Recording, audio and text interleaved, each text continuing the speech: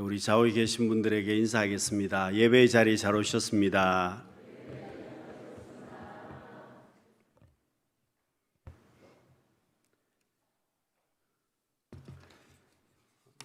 우리 제목 같이 한번 읽어보겠습니다. 제목 시작. 내 삶에 장애물이 생길 때 느헤미야처럼 해야 합니다. 여러분 셀리더 모임 강의도 같이 하겠습니다. 그래서 여러분 적용점을 뒤에 해놨습니다. 셀리더 분들은 같이 보시고요. 나중에 마치시면 교구별로 셀 모임 바로 하겠습니다.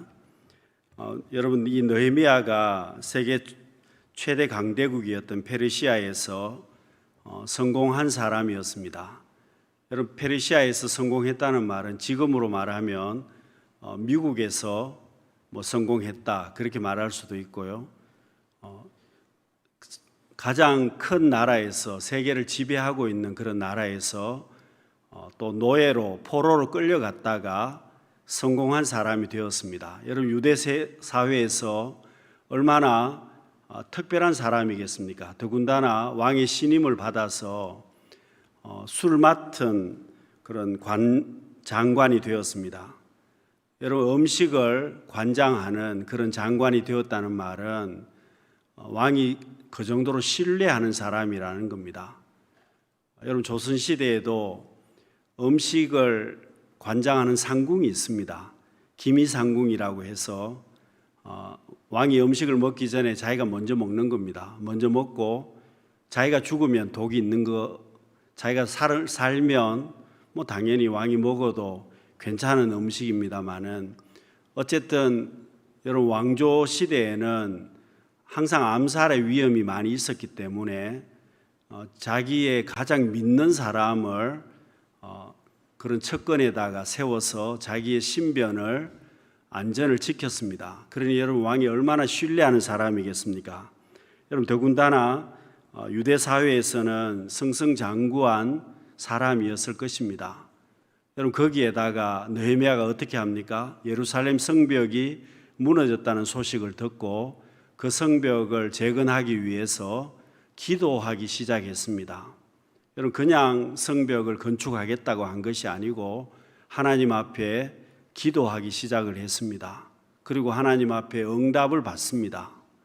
그리고 철저하게 준비를 합니다. 왕이 허락을 했습니다. 그리고 왕이 모든 편의를 다 봐주었습니다. 국경을 통과하는 그런 나라였기 때문에 여러분 페르시아는 엄청난 대제국이었습니다. 그리고 이민족들의 나라들을 다 지배하고 있었기 때문에 여러분 페르시아가 통치는 하지만 얼마나 여러 나라가 여러 민족들이 모여 있었기 때문에 위험하지 않았겠습니까? 왕이 이 느헤미야가 가는 길의 모든 안전을 보장을 했습니다. 그리고 집이나 또 성벽을 건축할 수 있는 그런 자재들을 다 허락을 했습니다. 여러분 이 정도 되면 걸릴 게 뭐가 있겠습니까? 모든 준비가 다 되어 있는 겁니다. 기도로 준비했고 허락을 맡았고 왕이 허락을 했고 주변의 모든 정리를 다 해주었습니다. 그리고 그냥 성벽만 건축하면 되는 것이었습니다. 여러분 더군다나 여러분 느헤미야는 자기 혼자 잘 먹고 잘 살 수 있었습니다. 자기가 너무 잘 살 수 있는 그런 환경인데 그 자리를 내버려 두고 왕에게 허락을 맡아서 예루살렘 총독으로 가서 성벽을 건축하려고 하는 겁니다.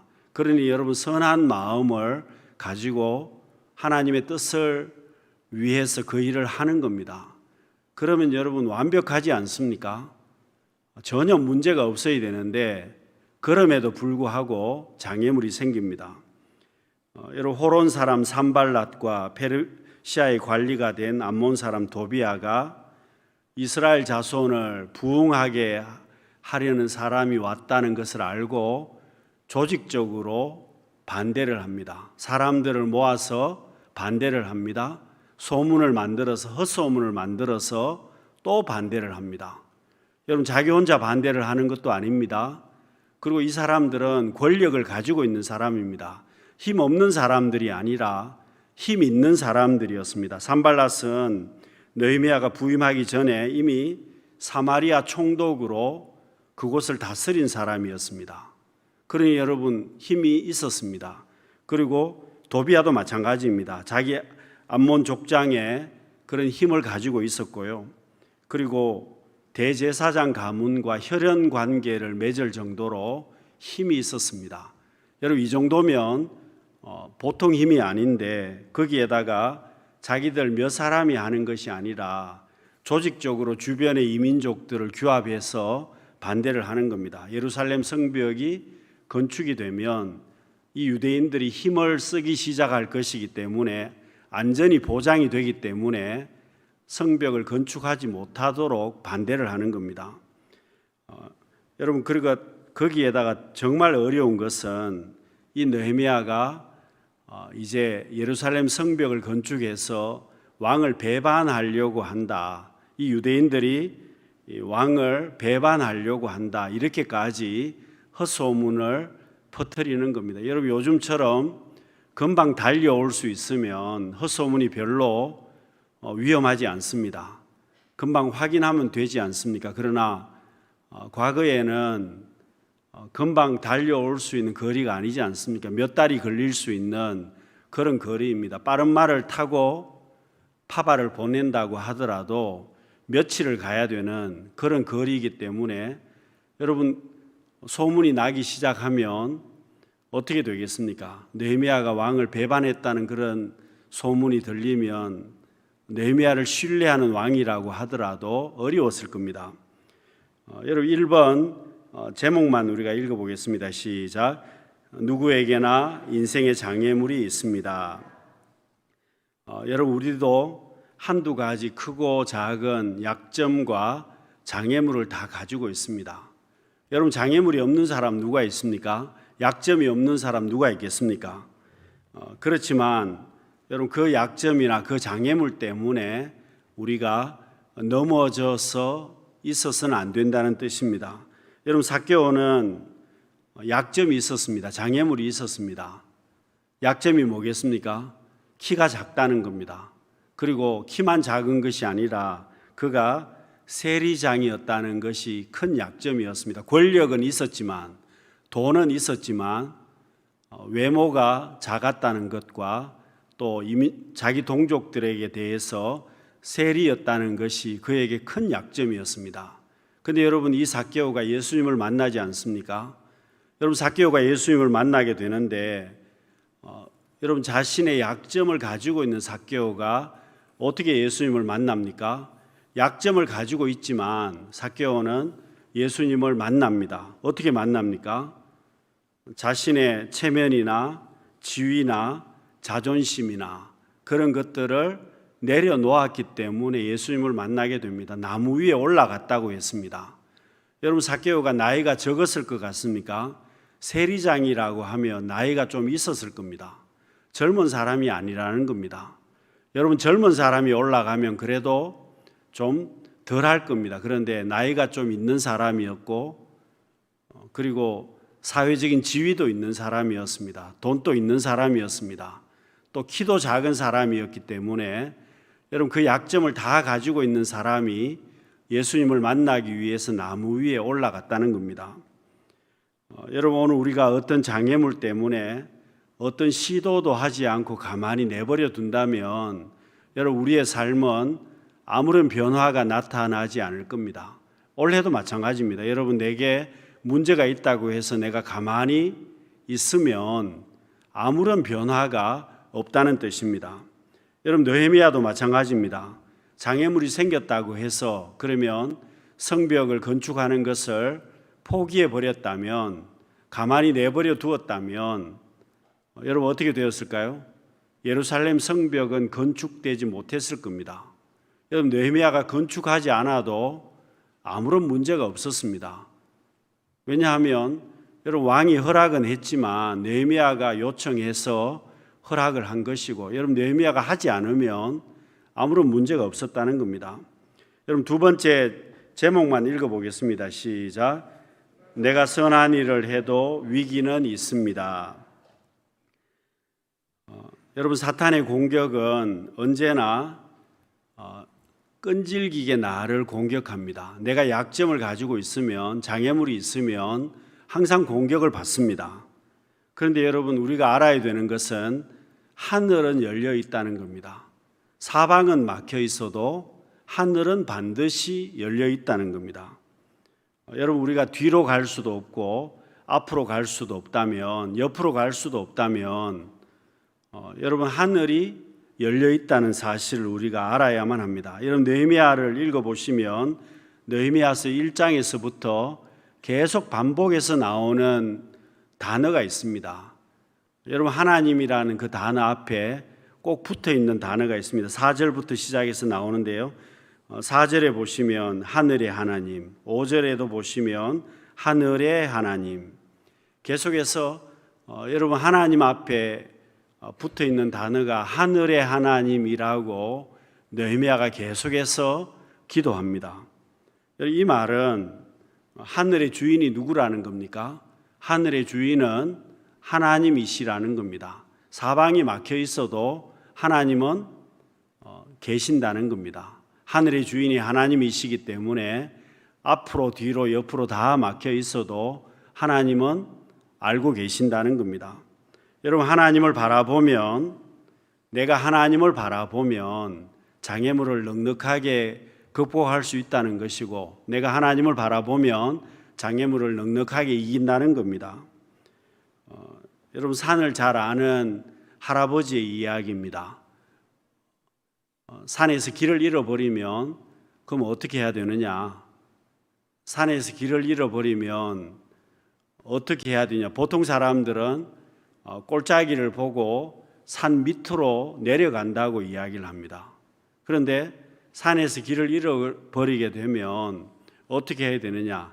산 위로 올라가야 된다는 겁니다. 왜 산 위로 올라가야 되느냐?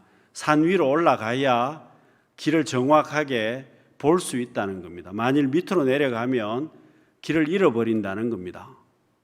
여러분, 산에서 길을 잃어버리게 되면 산 위로 오히려 올라가라고 이야기를 하는 것은 그래야 길을 다시 볼 수 있고 길을 찾을 수 있다는 겁니다. 방향을 정확하게 다시금 찾을 수 있다는 겁니다. 여러분, 우리도 그렇습니다. 내가 살아가면서 길을 잃어버릴 때가 있습니다. 길을 잃어버리게 되면 어떻게 해야 되겠습니까? 인생의 길을 잃어버리게 되면 우리가 하늘의 하나님을 바라보아야 한다는 뜻입니다. 내가 인생의 장애물을 만나게 되면 어떻게 해야 되느냐? 하늘의 하나님을 바라보아야 답을 얻을 수가 있습니다. 여러분, 올라가야 되고, 올라가면 어떻게 될까요? 올라가면 승리의 길을 열어주신다는 겁니다. 올라가면 열매를 반드시 주신다는 겁니다. 사랑하는 성도 여러분, 우리의 삶이 장애물 없는 사람이 누가 있겠습니까? 여러분, 작은 장애물이든 큰 장애물이든 여러분, 하늘의 하나님을 바라볼 수 있는 우리 성도님들이 다 되시기를 바랍니다. 여러분, 세 번째 우리 제목을 읽어보겠습니다. 시작.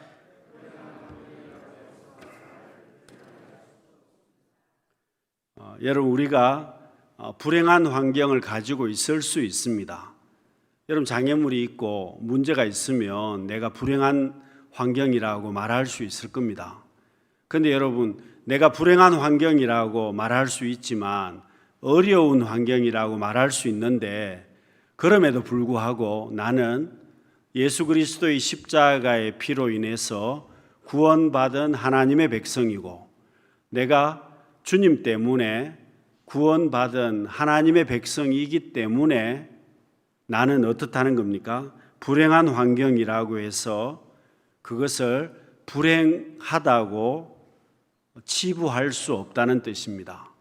여러분, 말이 어렵습니다만은 어떤 불행한 환경이라고 하더라도 내가 예수 그리스도의 십자가의 피로 자녀 되었기 때문에, 하나님의 자녀가 되었기 때문에 내 환경의 삶은 얼마든지 극복이 될 수 있다는 뜻입니다. 여러분, 사람들은 자신의 약점이나 상처 때문에 내가 이렇게 되었습니다, 그렇게 변명할 때가 많습니다. 그러나 여러분, 하나님 앞에 나가는데 약점이나 상처가 변명거리가 될 수는 없다는 겁니다. 오히려 그 약점이나 상처 때문에 내가 하나님 앞에 더 가까이 나갈 수도 있습니다. 여러분, 문제가 있음으로 인해서 하늘의 하나님을 찾게 된다는 뜻입니다. 문제가 있으면 오히려 예수님 앞으로 우리가 나가게 되지 않습니까? 그래서 문제가 있고 내가 연약하면 오히려 하나님 앞에 더 가까이 나갈 수 있는 것입니다. 여러분, 문제는 누구를 보느냐라는 겁니다. 내가 하나님을 바라보느냐 아니면 문제를 바라보느냐. 여러분, 토끼와 거북이가 경주를 하는데 토끼가 왜 거북이에게 졌을까요? 토끼는 거북이만 바라보았습니다. 그런데 거북이는 목표 지점을 바라보았기 때문에 결국은 거북이가 이기게 되었습니다. 느헤미야도 마찬가지입니다. 여러분, 느헤미야는 하나님을 바라보았습니다. 문제는 많이 생겼는데 문제를 보고 대응을 하는 것이 아니라 하나님을 바라보고 느헤미야가 나아갔기 때문에 느헤미야는 장애물을 극복하게 되었다는 겁니다. 여러분, 다윗 시대 다윗이 하나님 앞에 사랑을 많이 받습니다. 그런데 여러분, 알아야 되는 것은 다윗이 처음부터 하나님 앞에 사랑받은 사람이었겠습니까? 다윗의 가정사를 살펴보시면요, 다윗이 그렇게 사랑받았다고 말하기는 참 어렵습니다. 한 가지만 예를 들면요, 여러분, 사무엘이 기름 부으러 다윗의 집을 찾아왔습니다. 그런데 여러분, 아버지는 다윗을 들판에 양을 지키도록 보내버리고 말았습니다. 여러분, 그 정도라면 니는 없어도 된다는 뜻입니다. 집에서도 사실은 다윗은 인정받지를 못했습니다. 여러분, 주석학자들은 그렇게 이야기를 하면 다윗이 서자였을 것이다, 본처의 자녀가 아니었을 것이다, 그렇게까지 말하는 학자들도 있습니다. 물론 성경에 그 말은 나오지 않습니다. 막내라고만 나오지 그 말은 나오지 않습니다. 그러나 다윗에 대해서 어머니가 달랐을 것이다, 그렇게까지 이야기를 합니다. 또 그것이 반증이 되는 것이 다윗이 왕이 된 다음에 여러분, 다윗의 형들이 높은 자리에 들어가고 다윗의 형들이 다윗을 도와서 나라에 큰 일을 했다, 별로 나오지 않습니다. 여러분, 생각해 보시면 그 말도 어느 정도 일리가 있을 수는 있습니다. 그건 제쳐두더라도요, 여러분, 다윗이 좋은 환경이 아니었다는 뜻입니다. 그런데도 여러분, 다윗은 하나님 앞에 쓰임을 받습니다.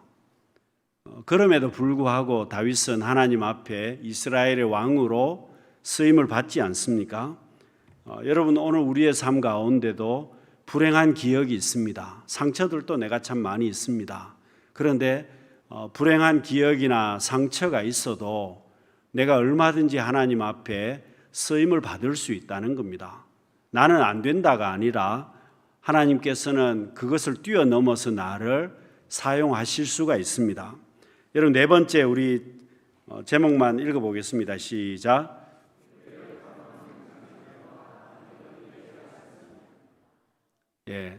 여러분, 나를 가로막는 장애물이 있고 환경이 있습니다. 그런데 장애물이나 환경은 있습니다만 그것을 뛰어넘을 수 있어야 내가 하나님 앞에 쓰임을 받습니다. 느헤미야도 마찬가지입니다. 그렇게 여러분, 기도로 준비를 하고 또 모든 준비를 철저하게 했습니다. 그런데도 장애물은 생기는 겁니다. 여러분, 우리의 삶도 그렇습니다. 여러분, 신앙생활 잘한다고 해서 장애물이 없습니까? 여러분, 잘해도 장애물은 여전히 있습니다. 신앙생활을 열심히 해도 어려운 일들은 여전히 있습니다. 그런데 여러분, 차이점이 뭡니까?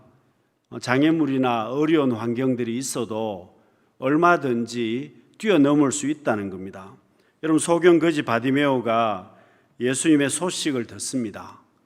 그런데 여러분, 바디메오의 놀라운 점은 이 사람이 맹인입니다. 눈이 보이지 않습니다. 거지입니다.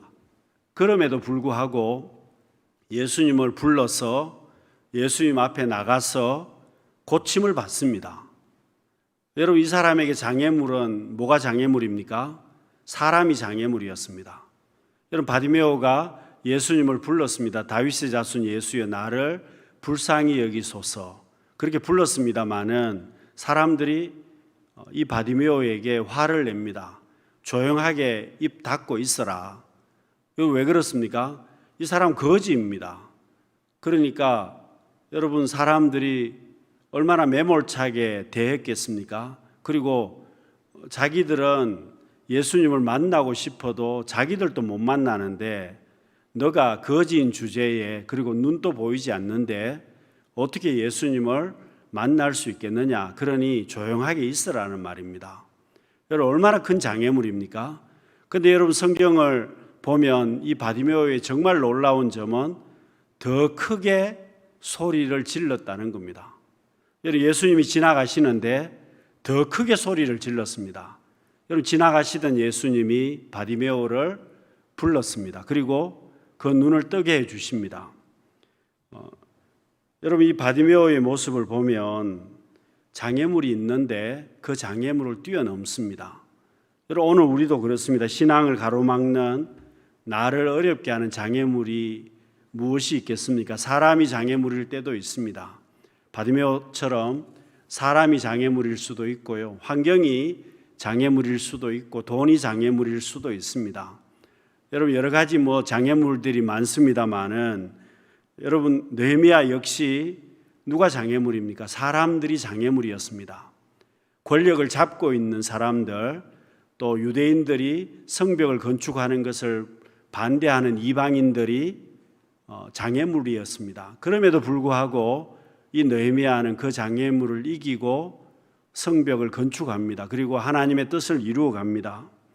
여러분 바디메오가 만일 조용하게 있으라고 했을 때 조용하게 있으면 기회는 지나가는 겁니다. 예수님께서 이제 예루살렘으로 올라가시면 예수님은 십자가를 지시게 됩니다. 여러분 바디메오가 예수님을 만날 수 있는 기회는 그것밖에 없었습니다. 그 시간 그때밖에 없었다는 뜻입니다. 여러분 오늘 우리도 그렇습니다. 신앙생활 하면서 장애물이 있으면 어떻게 해야 되겠습니까? 지금 내가 하늘의 하나님께 지금 내가 예수님께 나와야 한다는 뜻입니다. 여러분 예수님께서는 부르짖는 자에게 은혜를 베풀어 주십니다. 거지라고 해서 소경이라고 해서 맹인이라고 해서 그냥 지나가시지 않습니다. 여러분 내가 연약하다고 해서 나를 그냥 지나가시지 않는다는 뜻입니다. 누구라도 그가 하늘의 하나님께 나아가는 자에게 은혜를 베풀어 주신다는 겁니다. 여러분 몸이 아픈 사람은 어떻게 해야 되겠습니까? 바디메오처럼 주님 앞에 외쳐야 할 것입니다.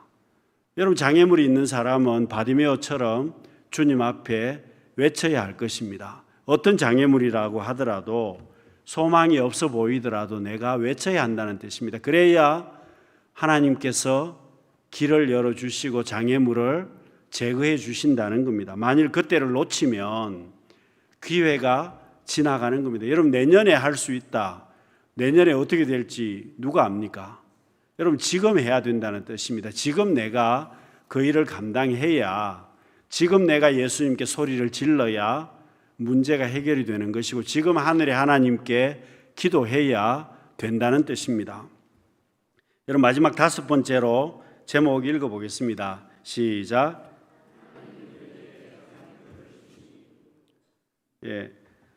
신명기 8장 2절 말씀 우리 같이 한번 읽어보겠습니다. 8장 2절입니다.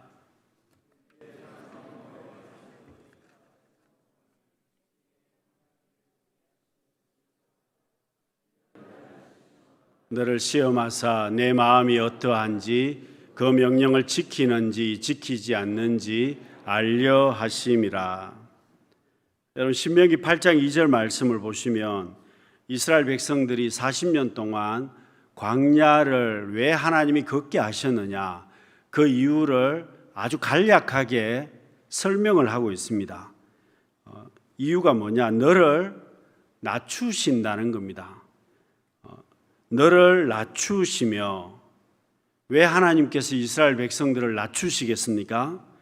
겸손의 훈련을 시켰다는 겁니다. 하나님께서 이스라엘 백성들을 겸손의 훈련을 시킨 것은 지금 겸손의 훈련을 시켜야 이 사람들이 교만하지 않고 앞으로 계속해서 하나님의 복을 받는다는 겁니다. 여러분, 1년 동안 고난을 당하더라도 40년 동안 복을 받는다면 여러분 어느 게 낫습니까?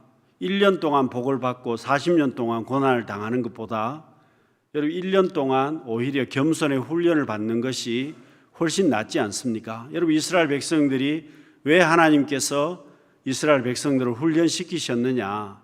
겸손의 훈련을 시켜야 가나안 땅에 들어가서 그래도 복을 받는다는 겁니다. 그 다음에 내 마음이 너를 낮추시며 너를 시험하사 그랬습니다.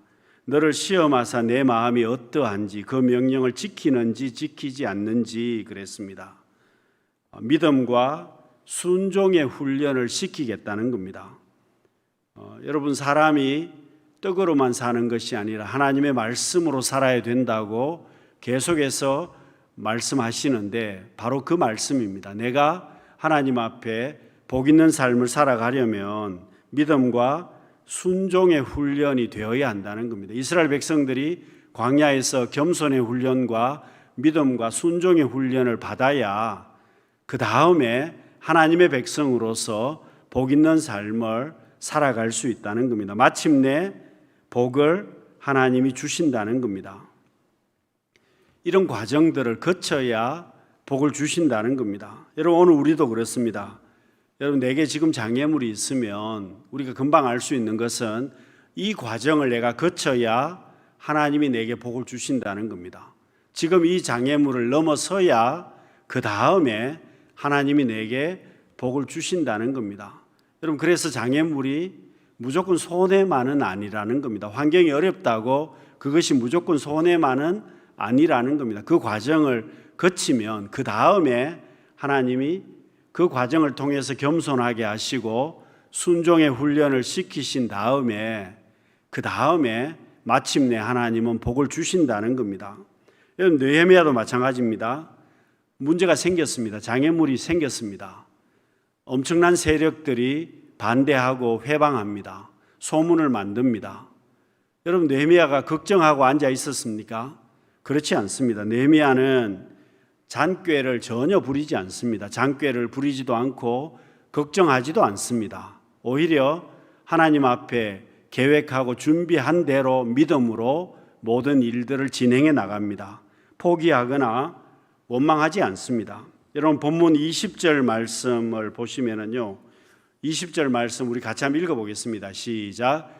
내가 그들에게 대답하여 이르되 하늘의 하나님이 우리를 형통하게 하시리니 그의 종들인 우리가 일어나 건축하려니와 오직 너희에게는 예루살렘에서 아무 기업도 없고 권리도 없고 기억되는 바도 없다 하였느니라. 하늘의 하나님이 우리를 형통하게 하시리니, 하나님께서 우리를 형통하게 하신다는 것을 느헤미야는 지금 믿고 있습니다. 여러분, 철저하게 하나님을 지금 신뢰하고 느헤미야는 일을 하는 겁니다. 여러분, 우리가 장애물을 만나면 어떻게 해야 되겠습니까? 여러분, 내가 믿음을 가지고 있습니다. 하나님 앞에 나아갑니다. 하늘의 하나님이 우리를 형통하게 하시리니, 여러분, 우리가 사람을 신뢰하는 것도 아니고 환경을 믿고 살아가는 것도 아닙니다. 여러분, 내 능력을 가지고 그 일을 감당해서도 안 된다는 겁니다. 하늘의 하나님을 믿고 그 하나님을 믿고 그 하나님께서 형통케 하신다는 것을 믿고 나아가면 그 다음에 하나님께서 그 모든 일들을 이루신다는 겁니다. 여러분, 하나님이 형통케 하신다는 확신을 가지고 느헤미야가 이 일을 감당했고 결국 하나님께서 그 일을 형통하게 하십니다. 여러분, 오늘 우리도 어떤 문제를 가지고 계십니까? 여러분, 내가 살아가면서 문제들, 장애물들을 많이 가지고 있습니다. 어떻게 해야 되겠습니까? 느헤미야가 우리에게 교훈하고 있는 것은 하늘의 하나님이 우리를 형통케 하신다고 느헤미야는 고백하면서 그냥 대충 하는 것이 아닙니다. 하나님을 믿고 하나님 앞에 최선을 다합니다. 여러분, 자신의 사명으로 알고 그 일을 감당하는 겁니다. 여러분, 예수님께서도 그렇게 하셨습니다. 십자가를 앞에 두고 예수님께서 어떻게 그 십자가를 감당하십니까? 예수님께서 이 일을 위해서 오셨다는 것을 알고 그 사명을 감당하시기 위해서 예수님은 십자가를 지셨습니다. 여러분, 교회의 일은요, 돈으로 되지 않습니다. 실력으로도 되는 것 아닙니다. 여러분, 경험하시지 않습니까? 사람으로 되는 것도 아니고 실력으로 되는 것도 아닙니다. 돈으로 되는 것도 아닙니다. 뭐가 있어야 됩니까? 사명이 있어야 됩니다. 내가 이 일을 위해서 하나님이 나를 보내셨다. 사명이 있어야 그 다음에 모든 일들을 감당할 수 있고, 어떤 장애물이 있어도 사명이 있으면 그 일을 감당할 수 있습니다. 하나님께서 그 일을 감당할 수 있는 능력도 주십니다. 은혜도 주신다는 겁니다. 여러분, 느헤미야가 성벽을 건축하는 것을 사명으로 알고 왔습니다. 여러분, 하나님께서 어떻게 하십니까? 성벽만 건축하게 하십니까? 성벽은 건축하게 하셨고, 그 다음에 예루살렘의 유대인들에게 놀라운 부흥을 가져오게 됩니다. 성벽 건축하는 것으로만 끝나지 않는다는 겁니다. 사랑하는 성도 여러분, 하나님께서 오늘 우리에게 사명을 주셨습니다. 그리고 그 사명을 감당하면, 그 사명으로 나아가면 장애물이 있어도, 문제가 있어도, 어려운 일이 있어도 얼마든지 넉넉하게 우리는 감당할 수 있습니다. 하늘의 하나님을 바라보면, 예수 그리스도를 바라보면 하나님께서 우리를 형통케 하실 것입니다. 주님 바라보고 나아가면 주님께서 우리와 함께 동행하시고 승리케 하실 것입니다. 이 축복을 누릴 수 있는 우리 성도님들이 다 되시기를 바랍니다. 기도하겠습니다.